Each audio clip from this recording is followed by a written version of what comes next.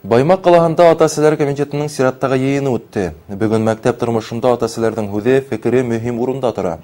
Көн тәртибендә торган проблемалар, уларны хәл итү юлдарын эзләүдә мәгариф учрежденияләре иң элек ошо категорияга таяна.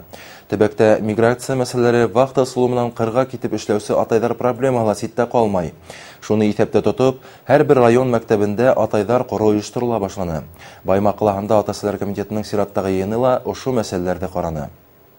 Конференцияның төп максаты укучы балаларда бер-беренә карата кешелек сифаттарын үстерү, балалар тәрбияләүдә халкыбызның рухи кыйммәтләрен, гореф-гадәтләрен куллану, мәктәп эшендә ата-әсәләрне әүдемләштерү һәм берләштерү. Шулай ук ата-әсәләрнең яңа комиссияһы төзелеп, җәмәгать оешмаһы кимәлендә атайлар коры булдырылды. Был заман талабы, чөнки районда һәр икенче гаилә башлыгы кырда, вакыт ысулы менән эшләй. Балаларның күбеһен яңгыр әсәйләр тәрбияләй. Уның төп максаты гаиләне ныгыту, атайларның ролен күтәрү, бөтә булган гаилә эшмәкәрлегендә ир-егетләрнең әүдемлеген арттыру.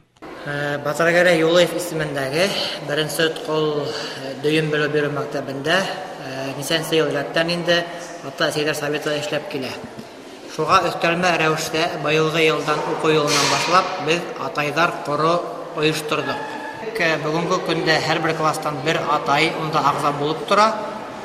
Һәм улар айына 2 тапкыр йыелышып, ошондай мөһим проблемаларны күтәреп, артабанғы көндәрдә дәвам итәргә уйлары бар.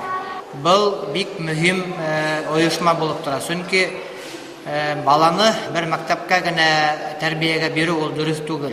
Бүген мәктәп тормышында янып йөргән әүдем ата-әсәләр, уның терәге, чөнки гаилә ул бәләкәй дәүләт. Дәүләттең нигезе нык, рухы сәламәт икән, иртәгә без ышаныслы. Раушания Рахимова, Хәйдәр Көмешбаев, Яңалыктар.